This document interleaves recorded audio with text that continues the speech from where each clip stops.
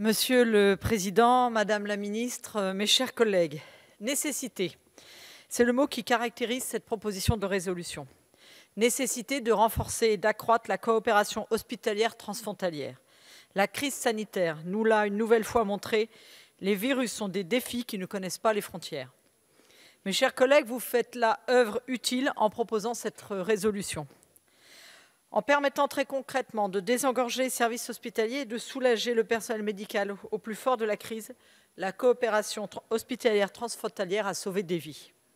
Bien plus qu'une amitié entre pays, la coopération est un impératif pour répondre aux besoins des États.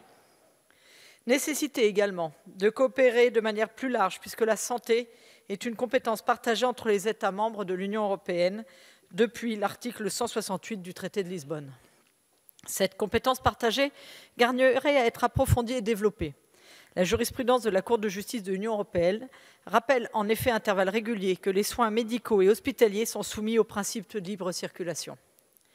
Cela rend le sujet particulièrement prégnant.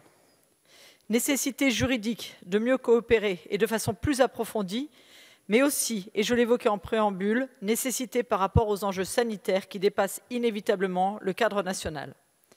Cela dépasse le cadre des obligations inscrites dans les traités. Cela dépasse aussi les situations conjoncturelles, aussi terribles soient-elles. C'est notre intérêt, celui de notre pays, de nos concitoyens. C'est aussi notre honneur. Nos concitoyens habitant en zone frontalière, mais d'autres aussi, peuvent attendre des avancées concrètes en la matière.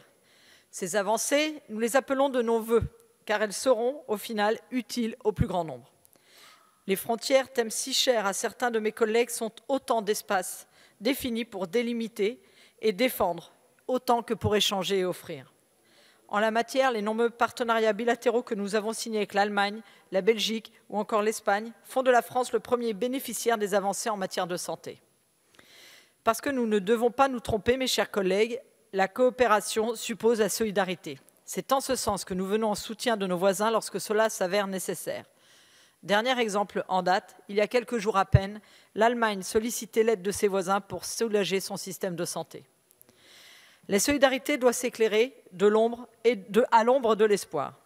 Et les moyens destinés à renforcer et à accroître cette coopération hospitalière transfrontalière au niveau européen sont nombreux et nous devons les activer. En l'espèce, la proposition de résolution qui nous est soumise ouvre des pistes intéressantes à approfondir. Le gouvernement s'y emploie pour faire en sorte que nous systématisions ces pratiques qui permettent en outre de développer une habitude des équipes et des systèmes entre eux. L'objectif est simple, être profitable à l'ensemble des pays. L'engagement du président de la République à porter ce sujet au cours des instances communautaires est à saluer. Gageons que ces mêmes instances se saisissent des enjeux relatifs à la coopération hospitalière entre pays membres. À l'aube de la présidence française de l'Union européenne, je sais que les porteurs de cette résolution auront à cœur de faire progresser ce sujet.